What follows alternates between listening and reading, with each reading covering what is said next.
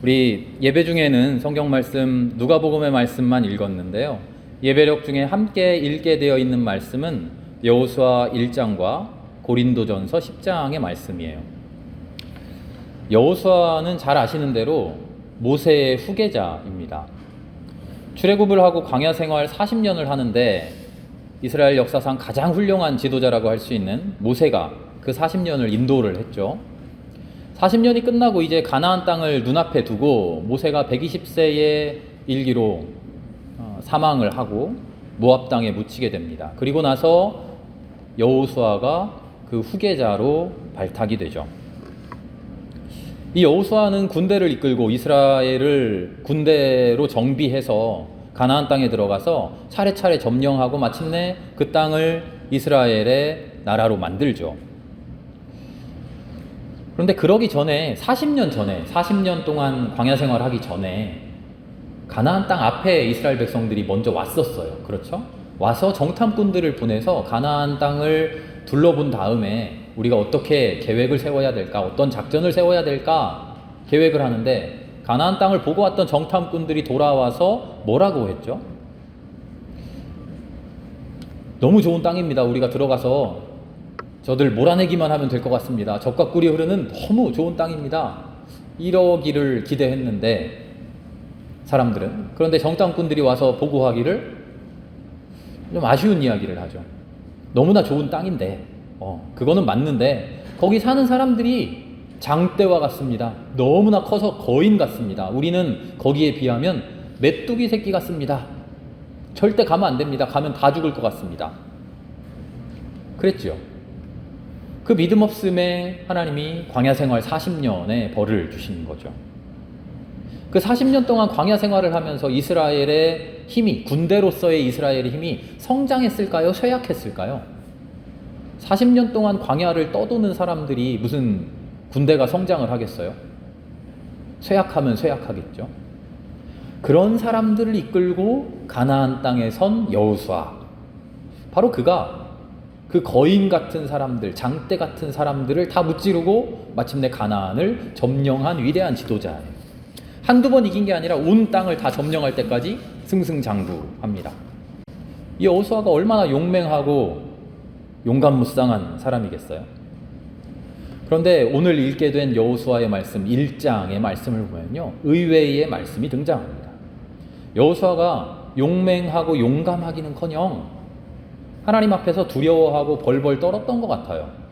성경에는 정확하게 여호수아가 두려워하는 말씀이 나오지 않는데요. 모세가 죽고 여호수아가 새 후계자로 발탁되는 신명기 31장, 그리고 이제 가나안 땅을 앞에 둔 여호수아 1장의 말씀을 보면요, 여호수아에게 계속 강조하는 말이 있어요. 그 말이 뭔가 하니 너는 두려워하지 말아라, 겁내지 말아라, 마음을 강하게 하고 용기를 내라. 신명기 31장 7절 8절이고요. 굳세고 용감해라, 두려워하고 낙담하지 말아라. 여호수아 1장 9절입니다. 하나님, 내가 이 많은 백성을 어떻게 인도합니까? 나 대단한 사람도 아닌데요. 나 모세같이 위대한 사람도 아닌데요. 하나님 앞에 나와서 하나님과 얼굴 맞대고 이야기를 주고받는 그런 엄청난 위대한 영성을 지닌 사람도 아니에요. 백성들이 햇병아리 같은 나를 두고 지도자로 인정 안 하면 어떡할까요? 여호수아는 아마 스스로를 이렇게 생각했던 것 같아요. 나는 별 볼 일 없는 사람입니다. 고작해야 군대 지휘나 할 줄 아는 그런 장군에 불과하지. 내가 무슨 지도자가 되겠습니까? 하나님은 일찍부터 여호수아를 후계자로 지목하고 지도자로 키워왔는데, 그래서 이제 다 되었다. 모세가 생을 마감할 때 여호수아, 네가 이제 백성을 이끌어라 하고 그 지도의 권위를 넘겨주고 있는데, 든든하게 생각하고 하나님 맡기시는데 정작 자기는 나는 아무것도 아닌데 어떡합니까? 두려워하고 있고 낙담하고 있고 겁내고 있었던 거죠. 하나님이 보시는 여호수아의 모습과 여호수아 스스로가 생각한 자신의 모습이 매우 달랐어요. 하나님은 여호수아를 지도자로 키워오시고 그 능력을 일깨워 오셨는데, 충만하게 베풀어주고 계셨는데, 정작 자신은 나는 능력 없습니다, 나는 별 볼 일 없습니다 하고 그러고 있었던 거죠. 여호수아만 그런 게 아니라 사실 우리의 삶이 다 그런 것 같아요. 우린 삶 속에서 수만 가지 일들을 맞닥뜨립니다. 그때마다 제일 먼저 우리 속에 먼저 드는 생각이 있어요. 어떡하지? 큰일 났다. 나 힘 없는데. 나 할 줄 없는데. 할 줄 모르는데. 잘 안 되면 어떡하지? 실패하면 어떡하지? 망하면 어떡하지? 도와주는 사람도 없는데. 아이고. 물론 이런 사람도 있죠. 아, 나 잘할 수 있어. 뭐든지 나 다 잘 해낼 거야. 문제 없어. 다 덤벼. 이런 사람도 있지만 그런 사람은 극히 소수에 불과하죠. 그리고 그런 사람일지라도 마음 한켠에는, 깊은 곳에는 언제나 두려워하는 마음, 걱정하는 마음, 무서워하는 마음이 우리 안에 다 도사리고 있어요. 그런데 확실한 것은요, 그런 우리에게, 우리 눈에 보이지 않는 곳에 우리가 미처 생각하지도 못했던 그 옛날부터 하나님의 섭리의 손길이, 하나님의 도움의 손길이, 하나님의 위로의 손길이 우리를 감싸 안고 있었다는 거예요. 여호수아 1장 5절은 이렇게 우리에게 증언합니다. 네가 사는 날 동안 아무도 너의 앞길을 가로막지 못할 것이다. 내가 모세와 함께 하였던 것과 같이 너와 함께 하면 너를 떠나지 아니하며 버리지 아니하겠다. 9절 말씀에 다시 한번 강조하세요. 내가 너에게 굳세고 용감하라고 명하지 않았느냐? 너는 두려워하거나 낙담하지 말아라. 내가 어디로 가든지 너의 주 나 하나님이 함께 있겠다. 아멘. 하나님의 이 약속은요, 여호수아에게만 하신 약속이 아니에요. 오늘 주님 앞에 나와서 내 삶을 내려놓고 기도하는 우리 모두에게 하나님 해주시는 약속이에요. 주님 어떻게 합니까? 나는 어립니다. 이 어려운 일 나 헤쳐나가기 힘들어요. 난 힘이 없어요. 내 능력 가지고 안 돼요. 세상이 안 도와줍니다. 상황이 좋지 않습니다. 적들이 많습니다. 친구가 없습니다. 하나님 왜 나한테 애초에 이런 일을 주셨습니까? 하나님 이런 일 피해가게 만들면 되지 않았습니까? 이런 여러 가지 불평불만 앞에서 주님의 대답이 이렇다는 거예요. 그래, 너 힘없다. 어떡하겠니? 그런 것이 아니라 네가 사는 날 동안 어떤 것도 너의 앞길을 가로막지 못할 것이다. 내가 모세와 함께 했던 것처럼 너와 함께 할 것이다. 너를 떠나지 않을 것이다. 굳세고 용감해라. 내가 너와 항상 함께 있겠다. 지금부터가 아니라 그 옛날부터 이미 함께 해왔다. 지금 힘을 주겠다는 게 아니라 그 옛날부터 너에게 힘을 계속 주어왔다. 너는 이미 힘으로 충만하다. 너는 이미 능력으로 충만하다. 여호수아에게 주시는 하나님의 말씀이 이런 대답이죠. 여호수아는 과연 이 말씀에 의지해서 앞으로 나갑니다. 여리고성을 함성으로 무너뜨리고요, 가나안의 수많은 그 장대 같은, 그 거인 같은 사람들을 다 무찔러요. 그리고 가나안 땅을 차지하죠. 여호수아의 이야기를 읽으면서 우리는 야, 여호수아 참 대단해. 역시 성경에 나오는 위인이 대단하구나. 이런 옛날 이야기처럼 봐서는 안 돼요. 여호수아니까, 성경에 나오는 위인이나 되니까 이런 일을 하지, 우리랑은 참 달라, 이러면 안 돼요. 성경의 모든 증언은 옛날 이야기를 우리에게 들려주는 게 아니에요. 이런 엄청난 일이 있었어 하고 우리에게 알려주는 정보 제공이 아니에요. 아침에도 말씀드렸습니다만 성경은 그 모든 것을 통해서 우리에게 말씀하셔요. 우리에게 깨닫게 하셔요. 그 안에 숨어있는 참 의미를 발견하라고 우리를 촉구하셔요. 여호수아의 이야기를 성경은 왜 굳이 우리에게 전하고 있을까요? 여호수아가 보여주는 그 삶은 우리의 삶을 두고 하시는 하나님의 약속입니다.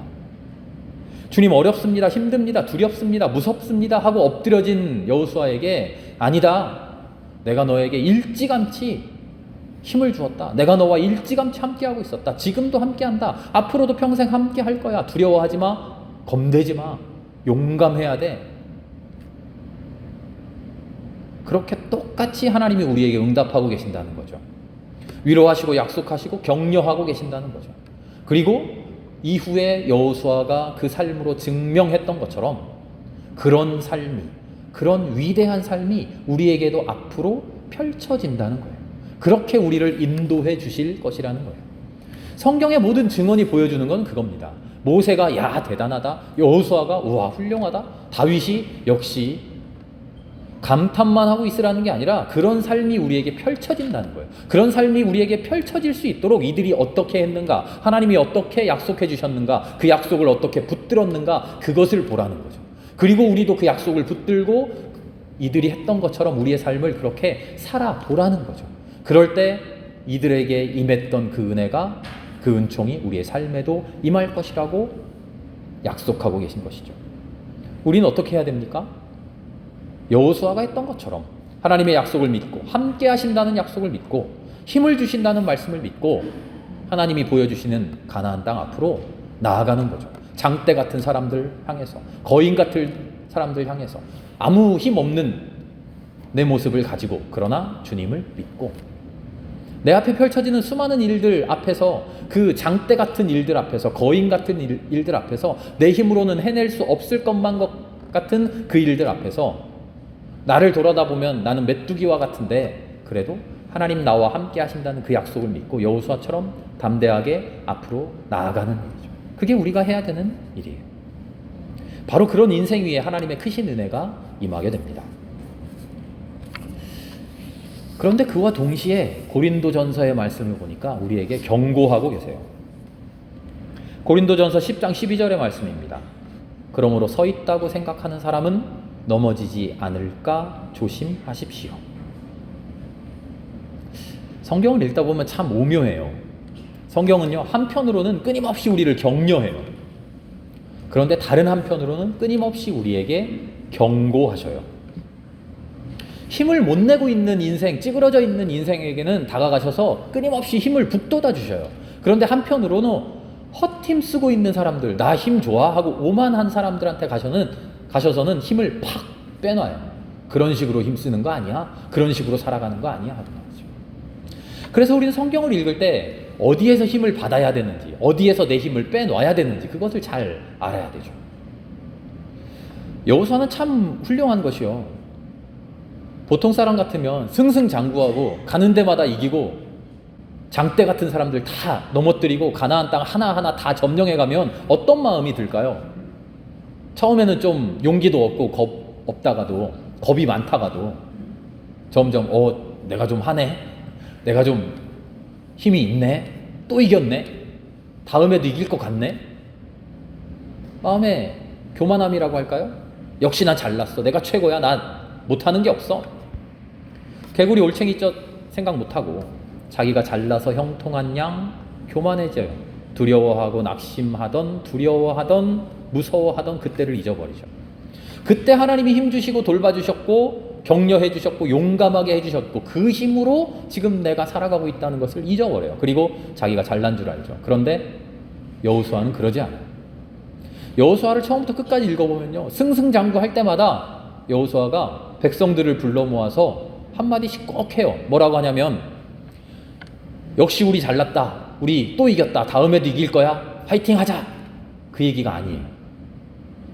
끊임없이 이스라엘 백성들에게 경고해요. 우리가 힘이 세서 이긴 줄로 알면 안 됩니다. 오늘도 이겼는데 오늘도 우리가 이긴 거 아닙니다. 우리 힘으로 이긴 거 아닙니다. 하나님이 우리와 함께 하셨습니다. 우리는 힘 없는데 하나님이 싸워주셔서 이긴 겁니다. 여호수아 10장 이렇게 말합니다. 우리가 힘이 세서 이렇게 다 이기는 줄로 알면 안 됩니다. 하나님께서 우리 편에서 몸소 싸우셨기 때문에 우리가 이기는 겁니다. 그러니 삼가 조심하여 하나님을 사랑하십시오. 그러니 삼가 조심하여 하나님을 사랑하십시오. 여호수아는요, 전쟁에서 이길 때마다 떠올렸어요. 이 힘이 어디에서 왔는가? 내가 이겼는가? 아니다. 하나님이 이기신 것이다. 성공할 때마다 떠올린 거예요. 내가 성공했는가? 내가 잘나서 성공했는가? 아니다. 하나님이 성공하게 해주셨다. 하나님이 도와주셨다. 하나님의 능력이다. 하나님의 사랑이다. 그러니 내가 해야 될 일은 겸손하게 하나님 앞에 엎드리는 일이다. 내가 지금 서 있는데, 내가 지금 꿋꿋하게 그럴듯하게 서 있는데 내가 서 있는 게 아니라 하나님이 세워주시는 것이다. 우리가 우리의 일생을 힘있게 살아가는데 그 살아가는 힘을 나 자신에게서만 퍼올리면 안 돼요. 1차적으로는 나에게서 나오는 힘으로 살아가죠. 내가 힘내고 내가 화이팅해서 으쌰으쌰하고 살아가죠. 그러나 근본적으로는 그 모든 힘이 하나님에게서 나온다는 것을 우리는 알아야 되죠. 내 힘 가지고 살아가면요, 그 힘은 언젠가 고갈됩니다. 그 힘은 바닥을 드러내요. 그러면 우리는 여지없이 무너지죠. 광야에서 백성들이 무너져요. 40년 동안 잘 섬기는 것 같다가도, 잘 사는 것 같다가도 무너지고 픽픽 쓰러져요. 왜 그러는가 읽어보면 자기 힘으로 살려고 할 때 무너져요. 이만큼 사니 잘됐다, 우리 잘났다, 내가 좀 괜찮네 할 때마다 무너져요. 그때마다 하나님이 경고하셔요. 내가 너의 하나님이다. 내가 너에게 힘준다. 너의 힘의 근원은 나에게서 나온다. 똑바로 알아라. 예수님도 똑같이 광야에서 시험 당하셨죠. 하지만 예수님은 그 광야 시험에서 무너지지 않았어요. 왜 그랬을까요? 예수님은 시험 당할 때마다 그 시험을 이겨낼 힘의 근원을 자기 자신에서 찾지 않으셨어요. 힘의 근원을 하나님에게서 찾으셨어요. 사탄의 시험 앞에서 모든 것을 하나님께 의지했어요. 그래, 세상아, 너 힘 센 거 안다. 그런데 너 대단한 권세 지녔구나. 그런데 나는 하나님께 의지할란다. 나 배고픈데 괜찮다. 배고파도 괜찮다. 하나님이 나한테 먹을 거 주시겠지. 하나님이 주시는 것으로 만족할란다. 하나님이 안 주시면 나 그냥 배 고르면서 살 거야. 걱정하지 마. 네가 주는 거 너의 힘에 의지하지 않을 거야. 하나님께서 먹여주시는 걸로 난 좋게. 나는 권세도 없고 무슨 기적도 행할 수 없고 아무것도 못하지만 그래도 하나님 의지할 거야. 예수님이 광야에서 마침내 성공하고 이겨내시고 승리하신 이유가 여기에 있는 거죠. 이제 오늘 함께 읽은 복음서의 말씀으로 이제 돌아옵니다. 예수님이 길을 가시는데 예수님의 말씀을 듣고 감동 감화된 사람들이 이제 나도 모든 것 버려놓고 예수님의 제자로 살겠습니다 하고 예수님을 따라 나서요. 그 사람에게 이상한 말씀을 하세요. 여우도 굴이 있다. 새도, 날아다니는 새도 보금자리가 있다. 그런데 인자는 머리 둘 곳이 없다. 아니, 제자가 돼가지고 삶을 결단하고 이제 살아보겠다고 덤비는 사람한테 그래, 결심 잘했다. 우리 잘 해보자. 격려해도 부족할 것 같은데 왜 이런 힘 빠지는 소리를 하실까요? 나 따라와봐야 별거 없어. 인자는 머리 둘 데가 없어. 하고 신세한탄 하시는 것처럼 들리잖아요. 그럴듯해 보여서 나 따라오는 것 같은데 사실 머리 둘 데도 없단다. 다시 한번 잘 생각해봐. 그런 것 같죠. 이 신학교에 처음 오면요, 신학교 첫 학기에 선배들이, 교수님들이 이 말씀을 자주 얘기해요. 목회자가 되면, 목사가 되면 그럴듯할 것 같지? 대단할 것 같지? 아니야, 머리 둘 곳도 없어. 이 말씀을 자주 이야기해요. 각오 똑바로 하라는 말씀이지만 예수님 왜 이런 말씀 하실까요? 신세 한탄일까요? 아니에요. 그 뒤에 말씀을 한번 또 봅시다.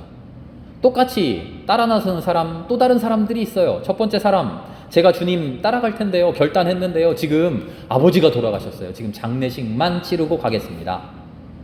또 다른 사람이 있어요. 예수님 따라가겠습니다. 예수님 제자가 되겠습니다. 그런데 집에 가서 인사만 하고 올게요. 뭐 이상한 요구하는 거 아니죠. 당연한 일이죠. 예수님, 그래, 얼른 장례 잘 치르고 와라. 조금 기다릴게. 그래, 인사 잘하고 와라. 작별 잘하고 와라. 이 길에 들어섰으면 앞으로 가족들 만날 일도 힘들어질 테니까 단단히 인사하고 와라. 그러실 법한데 아니에요. 무슨 소리야? 죽은 사람은 죽은 사람한테 맡겨. 지금 그냥 당장 와. 장례식이 무슨 소용이야? 아니, 아버지 장례식인데. 인사는 무슨 인사냐? 그냥 와라. 따라갔는 줄 알겠지. 아니, 조금만 걸어가서 안녕하면 될 것을 뭘 그걸 못 기다려요? 비행기표 시간 있는 것도 아니면서요. 예수님 왜 이런 이야기를 하실까요? 인자는 머리 둘 곳이 없다. 예수님의 신세 한탄이 아니에요. 이건 예수님의 결단이고 예수님의 결심이에요. 예수님의 각오예요. 머리 둘 곳이 없다는 게 아니라 이 세상에는 내가 머리를 두지 않겠다는 거예요. 여우, 자기 쉴 자리가 있어서, 보금자리가 있어서 세상살이 하다가 힘들면 거기 들어가서 쉬어요. 하늘을 날아다니는 새, 열심히 날아다니다가 자기 힘 빠지면 둥지에 가서 쉬어요. 인자, 하나님의 말씀대로 살아가는 사람, 그는 어떻게 해야 되느냐? 힘이 빠지면, 힘들면 내 둥지로 돌아가고 내 보금자리로 가서 쉬지 않겠다는 거예요. 이 세상에서 쉬지 않겠다는 거예요. 이 세상에서 머리 두지 않겠다는 거죠. 여우처럼 새처럼 자기 보금자리를 찾아서 그곳에서 안식하지 않겠다. 누구는? 인자는, 하나님을 따라 사는 사람은 어떻게 하겠다? 이 세상에 머리 두지 않고 오직 하나님께만 머리를 두겠다. 여호수아식으로 이야기하면 강하고 담대하겠다, 두려워하지 않겠다, 부끄러워하지 않겠다, 용기 잃지 않겠다, 내 집으로 내 보금자리로 숨어들지 않겠다, 그곳에서 웅크려 있지 않겠다. 세상에서 나를 치려고 하는 적들이 수없이 많지만 그 적들 앞에 무너지고 무릎 꿇겠지만 그래도 나는 내 마음을, 내 머리를 하나님께 두겠다. 설령 패배할지언정 나는 내 머리를 하나님께 두겠다. 결코 나 자신에게 의지하지 않겠다. 세상에게 의지하지 않겠다. 그렇게 넘어지지 않겠다. 세상의 일 매우 중요하다. 장래 중요하다. 하지만 그 중요한 것 포기하겠다. 작별 인사 중요하지만 그 중요한 것마저도 돌아보지 않겠다. 이 세상 어디에도 머리 두지 않겠다는 그 마음으로 하나님의 길을 가겠다. 예수님의 결단이 이거였다는 거죠. 그리고 그 결단을 지금 예수님 따라 나서겠다는 사람들에게도 똑같이 요구하고 있는 거죠. 우리는 어떤 결단으로 이 인생을 살아가고 있습니까? 하나님 힘주시고 도와주세요 하는 그런 기도 매달릴 줄 알죠. 그런데 그렇게 매달려서 형통하게 된 인생, 그 인생을 어떻게 살아가겠다 결단한 적 있느냐는 거죠. 감사합니다 하고 인사하고서 하나님 주신 은혜를 받아서 편안해진 내 삶을 내 보금자리에서 누리기에 급급했잖아요. 그걸 그 일로 바쁘지 않았습니까? 그러다가 힘들어지면 그제서야 하나님 찾아서 기도하지 않았습니까? 그러면서 내 신앙 좋다고 자만하지 않았습니까? 어디에 머리를 두고 어디에서 편안하게 쉬며 살아갔느냐는 거죠. 내 인생에서 내 보금자리에서 편안하기 위해 하나님께 기도했습니까? 아니면 내 보금자리, 내 편안함 그런 것 다 제쳐놓고 하나님께 머리 두고 하나님 안에서 안식하기 위해서 이 세상에서의 힘듦, 이 세상에서의 쓸쓸함, 이 세상에서의 고난의 여정 그런 것 다 각오하고 받아들이셨습니까? 예수님은 후자다. 나는 이 세상에서의 은혜, 이 세상에서의 은총 그런 거 포기했다. 하나님에게서 하는 안식, 하나님이 주시는 담대함, 하나님이 주시는 용감함 그것 선택했다. 그래서 여호수아는 비록 승리했지만 나는 이 세상에서 실패할 수도 있다. 그러나 진짜 실패가 아니라 세상 사람들이 보는 실패, 그런 실패 얼마든지 할 수 있다. 하지만 하나님이 주시는 성공, 하나님이 주시는 은혜, 그건 누리겠다. 우리도 세상에 머리 둘 것 없는 사람들 됩시다. 힘들고 고된 삶을 살아가자는 게 아니라요. 하나님이 주신 복을 한없이 누려가지만 우리의 머리가 향하는 곳은, 마침내 우리의 영혼이 찾아갈 고향은 이 세상이 아닌 하나님의 품이 되자는 거죠.